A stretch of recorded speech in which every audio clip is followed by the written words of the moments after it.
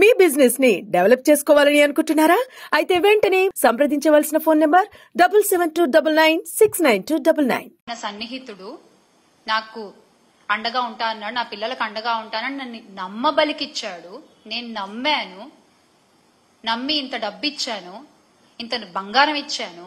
ఈ రోజున అడుగుతుంటే ఏం పీకలేవు, నువ్వు నా వెంట్రుకు కూడా పీకలేవు, చంపేస్తా, ఇంకా నేను కొన్ని పదాలు మాట్లాడలేకపోతున్నాను. అటువంటి దుర్భాషలాడి అటువంటి భాషని ఉపయోగించి ఒక మహిళపై ఆవిడంత ధైర్యంగా బయటకు వచ్చి మాట్లాడుతున్నందుకు ఆ ధైర్యాన్ని మెచ్చుకుని ఆ మహిళకి అండగా ఉండకపోగా ఒక మహిళని కొట్టిన వాణ్ణి, ఒక మహిళని అబ్యూజ్ చేసిన వాణ్ణి, ఒక మహిళ దగ్గర డబ్బు దొబ్బేసిన వాణ్ణి మీరు వెనకేసుకొస్తున్నారు.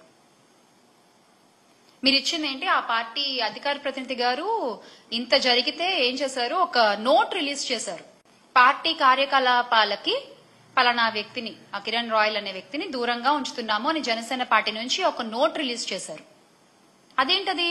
తొక్కిపట్టి నార తీయడం కదా మీ పార్టీ సిద్ధాంతం. ఇప్పుడు ఏమైపోయింది ఆ సిద్ధాంతం? మీ వాళ్ళ దగ్గరికి వచ్చేసరికి ఆ సిద్ధాంతం ఏమీ ఉండదు కదా. వైఎస్ఆర్సీపీ ప్రభుత్వ హయంలో మహిళలు గాని యువతులు గాని వాళ్ళ చేతుల్లో ఒక ఆయుధంలా పనిచేసిన దిశ యాప్ ని మీరు నిర్వీర్యం చేశారు. అంత గొప్ప వ్యవస్థలు మీరు ఎలాగో తీసుకురాలేరు. కనీసం దాన్నైనా పునరుద్ధరించవచ్చు కదా. కనీసం ఆడపిల్లలకు ధైర్యంగా ఉంటుంది.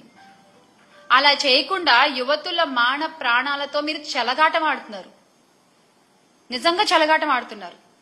రాష్ట్రంలో శాంతి భద్రతలు క్షీణిస్తున్నా నిత్యం వాటిని డైవర్షన్ పాలిటిక్స్ తో కవర్ చేసుకుంటూ ప్రతి నెల ఒక్కొక్క టాపిక్ దొరుకుతుంది మీకు. భలే అసలు జరిగే అన్యాయాల్ని కవర్ చేయడానికి, జరిగే అన్యాయాల్ని డైవర్ట్ చేయడానికి, మీకు అనుకూలంగా ఉండేటువంటి పచ్చ మీడియాల్లో వాటిని యథేచ్ఛగా ప్రచారం చేయడము, ప్రజల్ని నమ్మించే ప్రయత్నం చేయడము. అంటే చట్టం అనే ఒక కనీస గౌరవం కూడా లేకుండా మీరు ముందుకు దూసుకుపోతున్నారు. అన్యాయాలు అరాచకాలు చేసుకుంటూ, అత్యాచారాలు చేసే వాళ్ళని వెనకేసుకొస్తూ. అందుకే ఎవరన్నా ప్రశ్నిస్తుంటే కూడా చంద్రబాబు నాయుడు గారు అది సహించలేని ఒక స్థితిలో ఉన్నారు. ప్రజల దగ్గర ఇన్ని ప్రశ్నలు ఉన్నాయి. ఈ రోజున ఇన్ని ప్రశ్నలు ఉన్నాయి ప్రజల దగ్గర. సరే, సూపర్ 6 హామీలు అంటామా, అవి పక్కన పెట్టండి. అవి కాకుండానే ఇన్ని ప్రశ్నలు ఉన్నాయి. వాటన్ని ప్రజలు అడిగితే ఈ రోజున సమాధానం చెప్పే స్థితిలో చంద్రబాబు నాయుడు గారు ఉన్నారా? కూటమి ప్రభుత్వం ఉందా?